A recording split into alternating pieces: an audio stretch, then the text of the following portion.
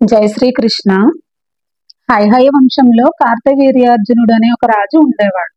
నారాయణాంశ సంభూతుడైన దత్తాత్రేయుడిని ప్రార్థించి అతను 1000 చేతులని పొందాడు. వాటితో విర్రవీగిపోతూ ఏ యుద్ధానికి వెళ్ళినా సరే విజయాన్ని సాధిస్తూ ఉండేవాడు. ఒకరోజు కార్తవీర్యార్జునుడు వేటకు వెళ్ళి చాలా అలసిపోయి జమదగ్ని మహర్షి యొక్క ఆశ్రమాన్ని చేరుకున్నాడు. మహర్షి అతని వద్ద ఉన్న కామధేను సహాయంతో రాజుకి అతని పరివారానికి కడుపు నిండా భోజనాన్ని వడ్డించాడు. మహర్షి యొక్క కామధేనువును చూసి అసూయ పొందిన రాజు, నీ దగ్గర ఉన్న కామధేనువును ఇచ్చేయమని చెప్పి బలవంతంగా తన భటుల చేత కామధేనువును దాని దూడను తీసుకుని తన రాజ్యానికి వెళ్ళిపోయాడు. అడవికి వెళ్ళిన జమదగ్ని కుమారుడు పరశురాముడు జరిగినదంతా తన తండ్రి ద్వారా తెలుసుకుని వెంటనే కార్తవీర్యార్జునుని మీదకు తన ఆయుధాలను పరశువును తీసుకుని యుద్ధానికి బయలుదేరాడు. కార్తవీర్యార్జునుడు పరశురాముడిని చూసి, నువ్వు ఒక బ్రాహ్మణుడు, నువ్వు నన్నేం చేయగలవు? నా దగ్గర నాకు 1000 చేతులు ఉన్నాయి.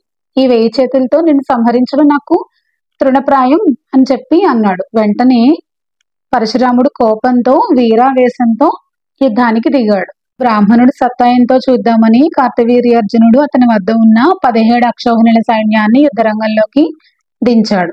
పరశురాముడు అతని దగ్గర ఉన్న గండ్రగొడ్డలితో మొత్తం ఆ సైన్యాన్ని అంతటిని, ఏనుగుల యొక్క తొండాలని కాళ్ళని అరటి బోదల వలె అంత సునాయాసంగా నరికేశాడు.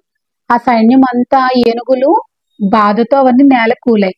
ఆ నేల కూలేటప్పుడు వాటి కింద పడిపోయి ఆ సైన్యం అంతా కూడా చనిపోయారు. అప్పుడు కార్తవీర్యార్జునుడు అతనికి ఉన్న 1000 చేతుల్లో 500 చేతులతో బాణాలని 500 చేతులతో ధనస్సులని పట్టుకుని భీకరమైన యుద్ధానికి పరశురాముడితో దిగాడు. అప్పుడు పరశురాముడు ఒక్కొక్క చేతిని గండ్రగొడ్డలతో నరికివేస్తూ చివరికి కార్తవీర్యార్జునుడి చేతులన్నీ నరికేసి అతని ప్రాణాలను తీసేశాడు. కార్తవీర్యార్జునుడికి 10,000 మంది కొడుకులు ఉన్నారు. ఇంత భయంకరమైన యుద్ధాన్ని వారు అంతకు ముందు ఎప్పుడు చూసిలేరు.